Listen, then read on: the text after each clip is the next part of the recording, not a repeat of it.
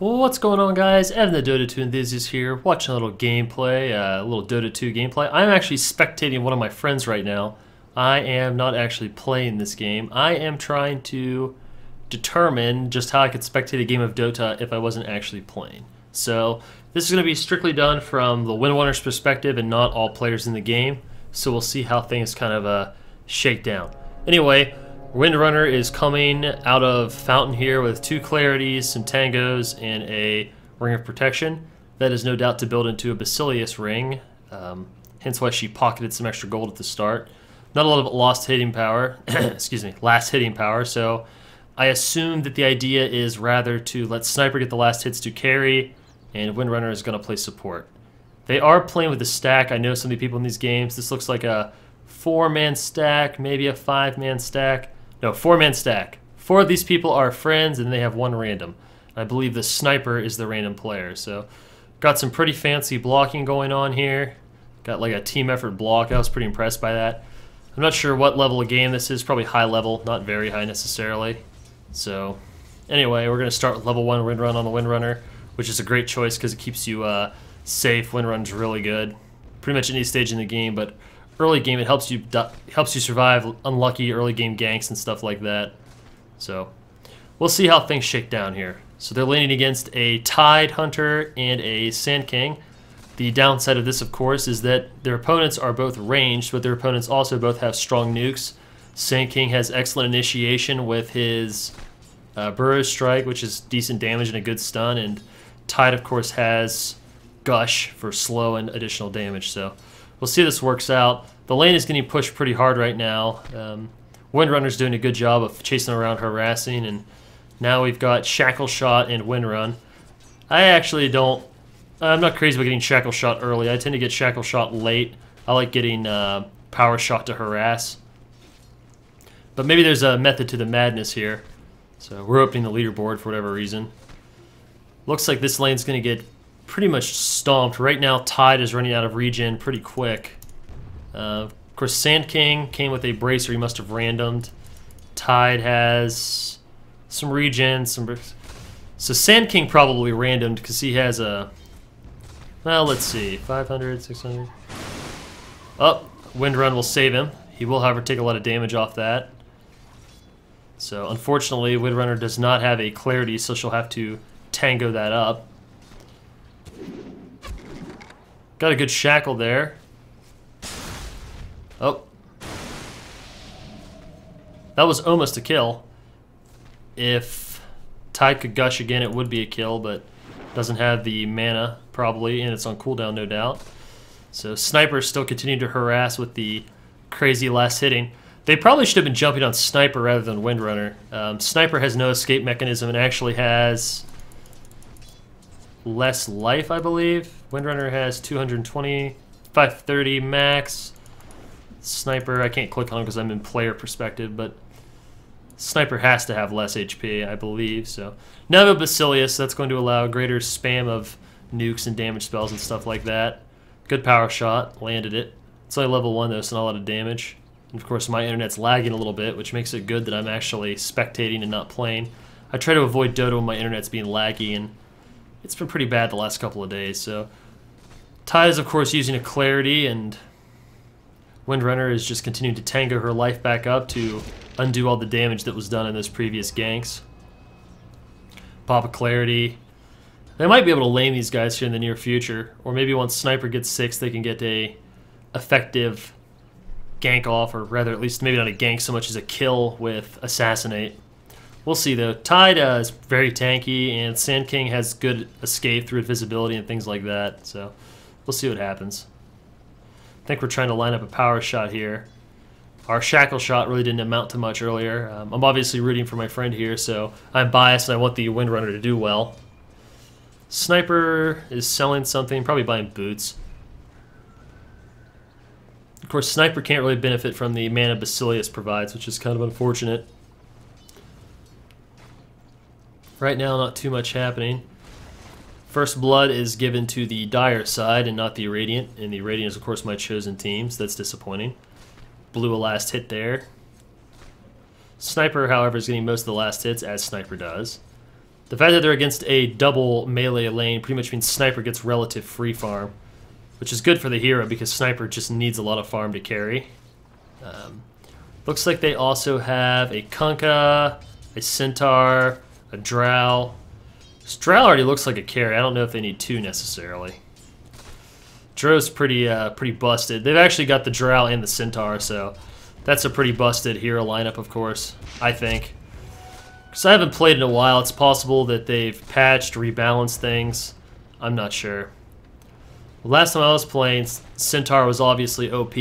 Not to the point it was a guaranteed game loss if he was against you, but it was a major problem. On the other team, we have two carries as well, between a...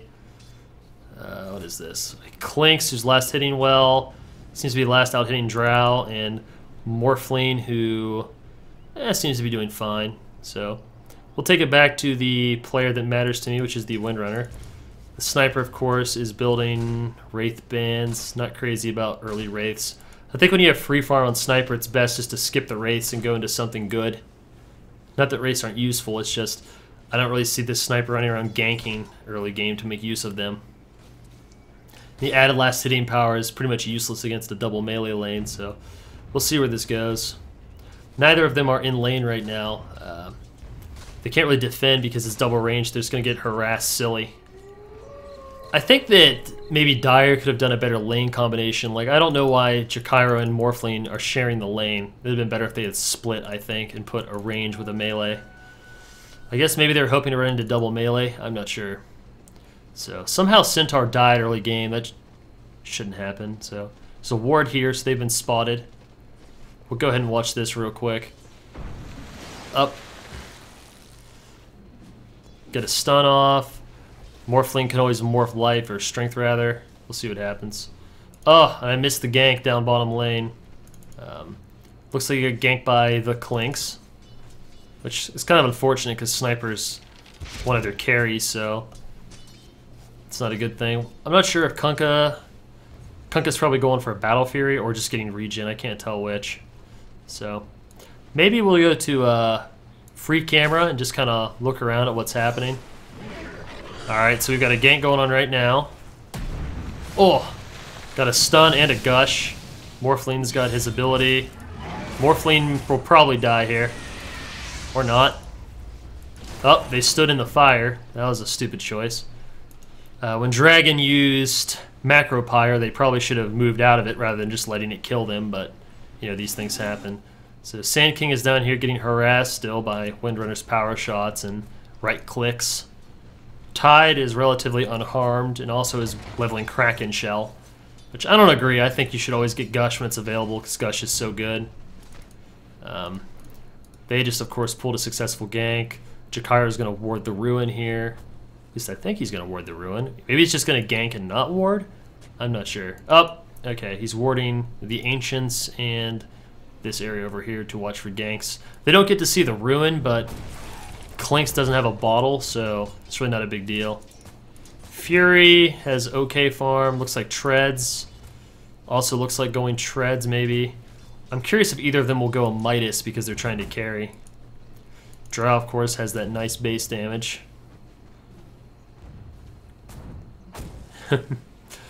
That's pretty cool ability, marksmanship, that is. So, if we go back up here, the Jakiro is still out pulling over here, and they're hurt. Clinks is running through their jungle looking for a possible gank, but it probably got called because they've backed significantly, so... Oops, just stole a creep there to get life and damage and things like that. Maybe he's going to jump him on the pool. I don't know if he'll be able to kill him, though, without help. Sniper's pretty squishy at 625, but this may not be enough damage. These two are way out of position, so they can't help with the gank. He's invisible for a little bit longer. Yeah, here comes a pool. Maybe he's going to try to get him out of the pool here. He's been spotted. His invisibility is gone. Winded up being a waste of time, essentially. Didn't even harass the Sniper at all. Sniper, of course, going headshot and take aim. That is the standard. Assassin at 6. TP coming down here. Drow. Drow probably going to go for some kind of team-oriented push here. Got the level 1 silence, which depending on use might be worth it. Clinks is still consuming with Death Pact and getting life and mana and things like that. Using Soul Ring to fuel that fire. Might be making a Midas, not sure though. So anyway, let's go back to my chosen player here, the Windrunner.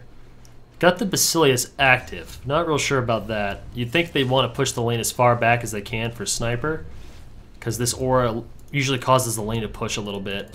So he's probably dead. He's way out of position. Has Sandstorm, got silenced, dead. Really dead. No problem. I'm not really sure what Sand King was doing down here. Maybe trying to disrupt the pool. Bad play though overall. So Centaur's underleveled, 6 and 7. Windrunner is adequately leveled. Drow from solo is doing fine. On agility tread, so lots of damage, not a lot of life. AA and creeps, they must be pushing out this lane. Up here, we're trying to gank Kunkka, but I don't think we've got the... Oh, maybe with Clinks we do. Yep. So Clinks kills Kunkka, so 1 to 7. The 1 being, of course, Sand King being way out of position. This tower is going to go down. We have a pointless epicenter here. Guess he just wanted to die. Sand King looks like he's fairly new to the hero. Sniper is going to get this tower. So Sniper is farming well. Might be able to carry. A lot of Wraith Bands, though. Wraith Band here, and I think that's a waste. Windrunner has about 1,000 gold from towers and kills, doing well. Drow, not a lot of gold in the bank, but has agility treads. Not doing as well as Sniper is in terms of a carry. Centaur is at mid.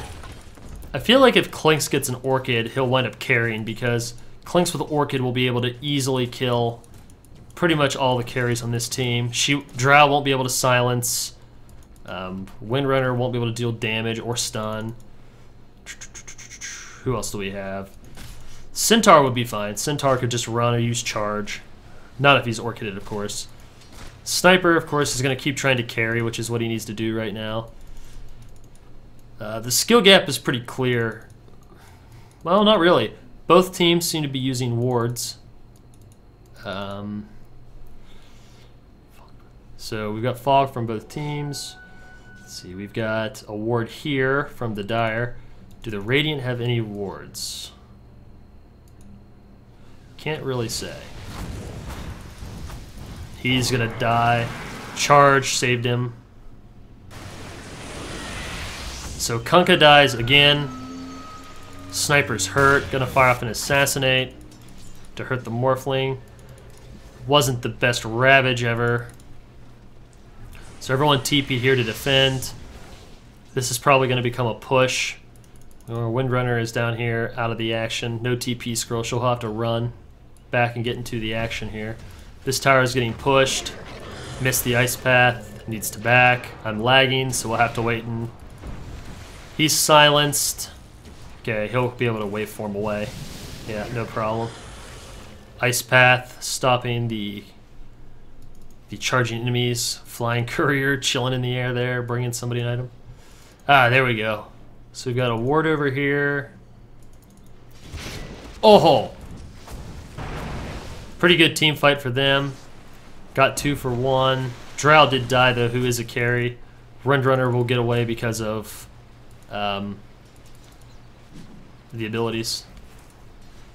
Excuse me, Windrunner will get away with Windrun. Got a kill there with the power shot. Traded 2 for 1, obviously a good thing. Trying to close these numbers down a little bit. Clinks, however, is having a very successful farm this game. I'm surprised Clinks didn't actually go for Midas this game. I think it might have been worth it. But maybe he figured he needed to help his team out a little more and couldn't afford a Midas rush. So Sniper's here, probably smart enough to back because of this ward here. Oh, that's an enemy ward. They don't have a friendly ward on it. He's up by the tower. He should be safe. Sniper's coming up. Probably not a safe choice. He dies now. And SK jumps in unnecessarily. So they can probably push this tower right now if Ravage is off cooldown. And it's 30 seconds, so by the time they wind up in the fight, Ravage would probably be off cooldown and they could actually push it. We have an invisibility rune here, which neither player's buying. Jakiro, of course, is warding like crazy. Gets that illusion, good choice. Clinks is going to Death Pact. Get some of that mana there. Damage, money, everything Clinks wants at 2 grand. Getting closer to Orchid or whatever he's building. I assume it's an Orchid, maybe not. Crit first, Daedalus. 3 middle here. Kunkka is trying to get back into the game. Hasn't had a very good game. No one really up here to threaten him. Morphling, I suppose, but Morphling is probably more interested in farming. This looks like it's going to end badly. Should be able to get away with Wind Run, though. Yep, good Shackle. Gush doesn't have the mana. Gonna die for it. So the good news was that while they lost the team fight largely to Ravage, and that was unavoidable, maybe except better positioning. The good news was Windrunner did snag a kill, but unfortunately Clinks got the kill, and Clinks being the carry just needs all the farm he can get. And at 2-8, it's 15 minutes in, he's got his support items essentially, and he almost has a core item, so we'll see what winds up happening. I'm very curious what he's going to build. I almost built Orchid on Clinks exclusively, but maybe this player has something else in mind. Strafe is getting up there now finally. Once Strafe is at max level, the damage output to towers will be outrageous. Drow continues trying to farm. Such a good hero with marksmanship now.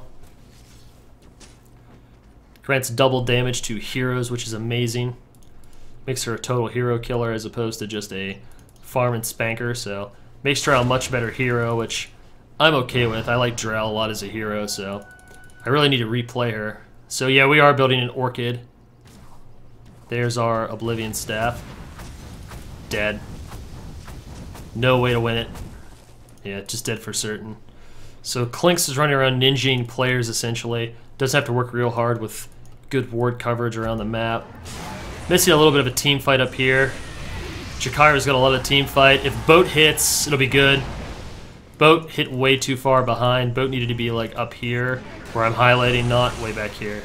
Good Torrent though. Decent Shackle. 6 and 16 though, it's gonna end. It's getting worse rather than better. Because as these battles go on, it's just getting Clinks more and more farmed. Sniper's gonna get away. Clinks might actually die to assassinate. Oh, got mech'd. Gonna be fine.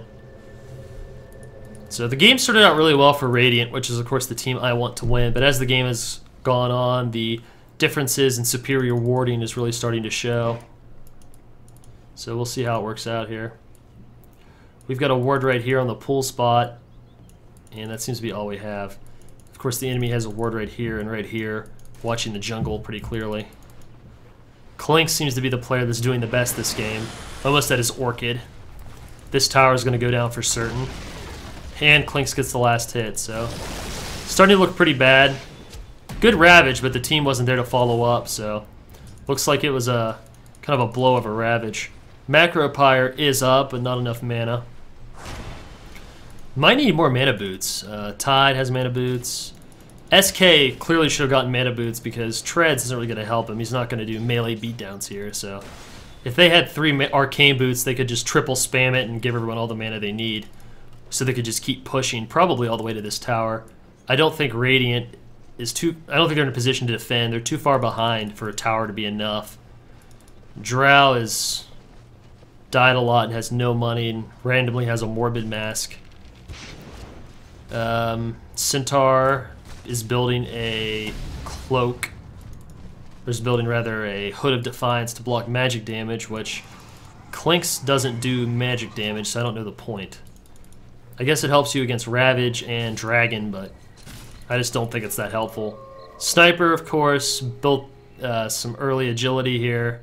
Not near anything core, pretty much broke. Windrunner supports doesn't really need gear, but has the essential and arcane boots and is working on a Force Staff. Drow Ranger doesn't really have anything going on. Clinks runs down here and spots all 3 of them. So they know that this movement's happening, and they know that this is going to be a come from behind kind of thing. Invisible heroes like this are really pretty much essentially overpowered if no one carries dust or sentry wards. It's just kind of how it works. So Clinks has his Orchid now, so things are going to get really ugly. If Clinks catches anyone alone, it's pretty much going to be an Orchid instant kill. No one on the Radiant has enough HP to survive, I don't think. Windrunner won't even be able to Windrun because of the silence. Kunkka is catching up, which is probably good. We have a full retreat with charge here, Stampede. Clinks might be able to catch one out of position. If Clinks does, it's a kill. Yeah, these guys are both going to die. Yeah, that was an easy kill. So Windrunner is going to Windrun out and get away. Windrunner, who's showed the most game sense the entire game, my buddy here, has shown the excellent capability to avoid getting ganked bad and stuff like that. So I think Windrunner is the most talented player on the Radiant side. The Dire side, everyone seems to have some idea of what they're doing. Morphling is farming. Sand King seems like a weaker player than some of the others, and Clinks, of course, is playing his role correctly, although at this point, little harassed there, probably just to be mean. So Clinks gets the last hit on that tower too. Essentially, Clinks is getting all of the last hits. I don't usually see a Soul Ring on Clinks, but I actually really like it. It lets him consume creeps every time it's off cooldown. It's almost like having access to Midas, because you'll always be able to Death Pact. So I think that's a pretty cool idea. This is going to be a consume a Centaur, get your life and your extra damage, go invisible, try to find somebody to kill. However, their ward coverage is down, and almost right on cue, Dragon goes and gets more wards. Even puts down a sentry. Clinks is going to go around and just pick off everybody on their team painlessly now. It's got that level 14. The solo is level 10, level 10, 10, 8. So everyone on the Radiant is a... Oh, very good deny from Sniper. Gets that last hit. Denies Clinks, you know, that necessary gold that Clinks needs. Boat is going to hit, which is good. Turns invisible, gets shackled, but is invisible, so we'll get away alive. Pretty good team fight there, in that they're so far behind Radiant, that is, that they're able to hold that is significant. However, Clinks is just pressing his advantage more and more. No doubt Clinks is going to build something really good at this point. If I were playing Clinks at this point, I already have an Orchid. I'd probably just build a Butterfly. Get that evasion, get that extra damage. He's just going to run around and pretty much make their jungle unfarmable. Which is a serious problem, because when you're this far behind, you pretty much have to farm your jungle or farm as 5 because you're not safe to go out alone. So, Clinks, really, they need offensive wards in the jungle. If Dragon put a ward here and here, no one would ever be able to farm safely. Should have used the Orchid. Misplayed. It was the last... Silence is ready as he goes invisible. He's going to get away. Drow probably going to die here. Out of position. Dead. Waste of a good epicenter, which seems to be the thing with Sand King. Oh, it has a blink dagger, so he was trying to get some sort of like sweet double kill blink initiation, but didn't happen. Tide, of course, getting close to the next level of Ravage, which is significant. Morphling is starting to get lots of agility now for damage. This tower is likely defendable if that ship lands.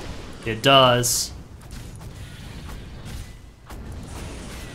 I'm not sure how this fight's going to go. Clinks, of course, is so far that he can pretty much kill anybody. Clinks goes invisible again. We just do this runaround game. Probably consume this Ursa. Let's see. We've got wards here, here, and now we have an offensive ward here, which is what I was looking for, was that offensive ward. So now when anybody tries to farm this camp or really come up through here, they'll get killed. Consume that for life.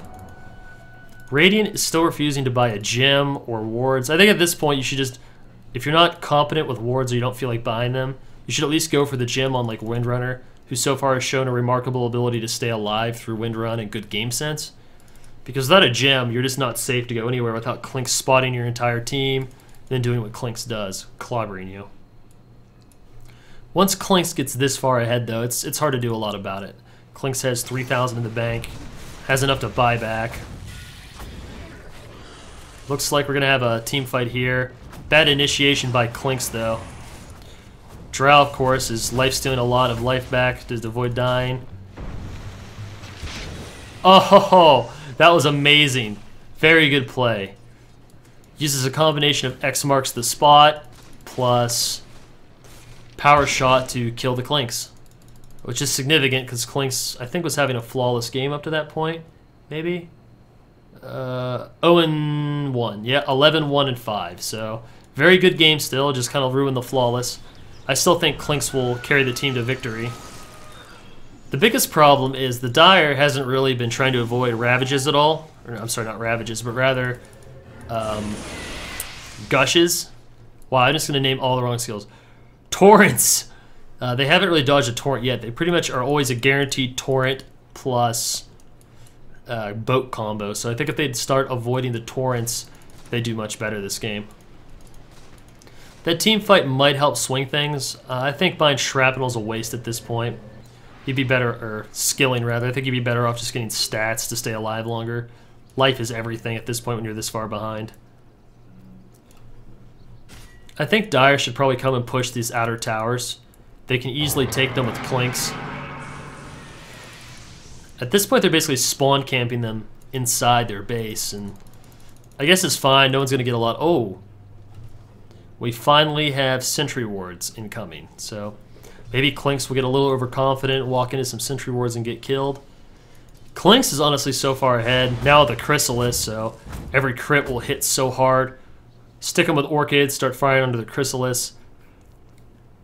Those critical damages at 175% will be devastating, especially if he gets a couple. Like if he gets like 4 total, it'll be murderous.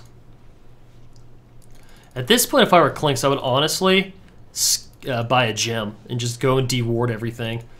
Not that Radiant Sight actually has any wards, but I would still go and deward everything just for good measure. So we're carrying Observers on Windrunner. We're almost at Battle Fury here. We've got Sentries here on a little bit of a random... Uh-oh.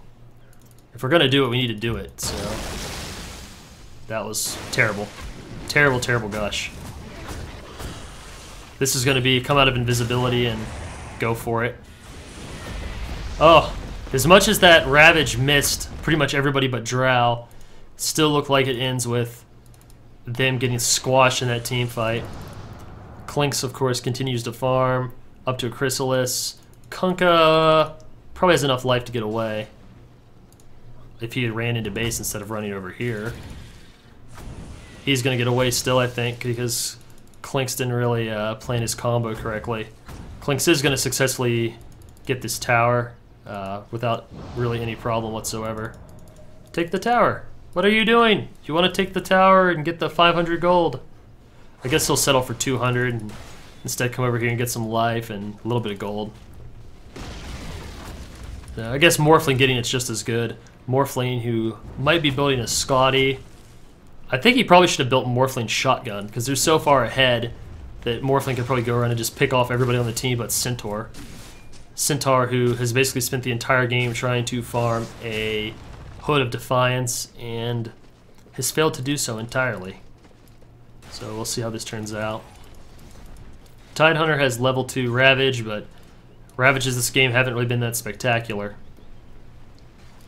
Clinks is getting really close to what I presume will be a Daedalus, and no one on the Radiant team is farming fast enough or really has enough opportunity to farm successfully to possibly catch up. Clinks can really almost build anything he wants. Life, damage. He's standing here in the Shrapnel Blast and taking like no damage.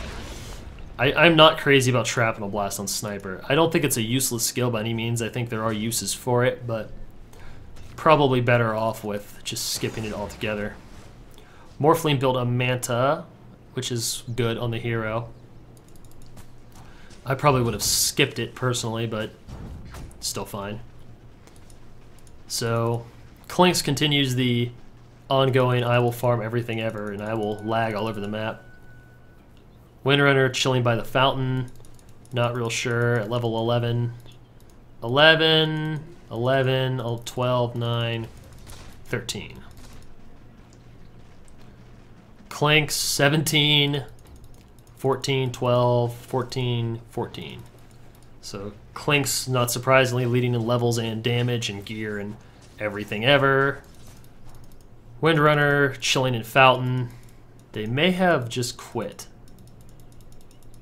Which I think that's kind of a jerk move. I don't want to play anymore, so I'm just going to stand in fountain. Maybe AFKing, actually. I'm not sure. But that's pretty lame to just go quit like that. Good charge, but Morphling is really strong. Mech will pretty much guarantee that Morphling lives. Drow will die. Good silence. It wasn't enough, but good try. So Assassinate was used on what I believe was Morphling. Yeah. Clinks was probably trying to push this tower, and then Sniper came and denied it. Good play. Windrunner decides to AFK in the fountain, which that's too bad because, you know, I came in here spectating Windrunner, and then this is what I get instead. Let's look at player perspective. Looks like we are, in fact, AFKing. I'm going to watch his perspective real quick just to see if he's straight AFK or... Yeah, just straight gave up, it looks like. But we'll see if she leaves the fountain at all. I think she's just watching. Oh, wait, we're running up to the tower. We're going to start playing again. Maybe. Oh, no, I was watching a different player. We have officially decided to sit AFK at the fountain. Which I probably will report for, honestly. Report my own friend? No, I won't do that. But to be fair, I would be frustrated too when the other team just refuses to push anything. They've had a huge lead for pretty much the last, like, 15 minutes. They could have ended. Because, you know, they have adequate heroes to push, to deal with the situation, and they're just not pushing. This is one of the most frustrating moments in Dota, when the enemy team refuses to push. Just defends, traps you in your base. It's boring. I honestly think this is a form of game abuse when the other team won't push at all. Windrunner abandons. I expect at this point the entire enemy team, or the entire Radiant team, to just bail. Which, honestly, probably not a bad choice, considering how slow this game was going. They are going to get to kill Chikara, though. JK, 4-staff's really good. The Ravage, the team fight. Whoa. Whoa, indeed. So, Clinks hasn't bought his next item yet, but he has 4 grand. Gonna take out the tower here, take our racks. And now everybody starts quitting out. Honestly, can't blame them, although I think it was so close to ending anyway, they probably should have just AFK'd and talked on vent chat and stuff. And Clinks is glad. I was just saying that at the start of the game. That's pretty funny. So, pretty glad I spectated this. This will definitely be an upload. Sniper finally actually has some decent stuff going on now, though. Complete fail top lane. I'm getting messaged by the player that was in the game.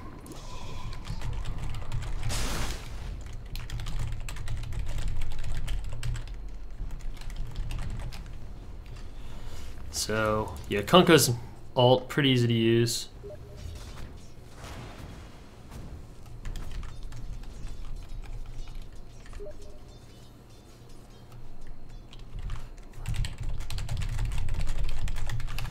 Alright, I'm going to minimize this because I actually don't want to see... I just don't want this in my commentary. So anyway, this is essentially the end of the game. Sniper refuses to leave. Well, I don't think there's any reason to finish this out. This is basically a team forfeit. Klink's got mega farmed, and even now this team's refusing to actually push an end. So, anyway guys, I know this is kind of weird for my usual uploads, but I wanted to try spectating something, whether I'm good or not, so... Oh yes, in 1 minute the game will end, so we'll see what happens.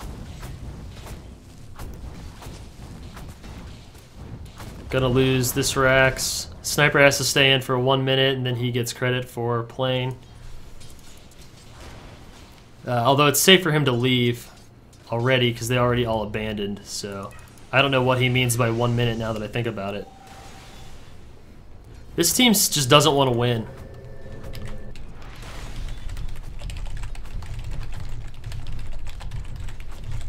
So I don't really know what's going on. They still haven't thrown. They're just goofing around. I think Klinks is probably going to go buy items. Alright, well, I don't see any reason to finish this out.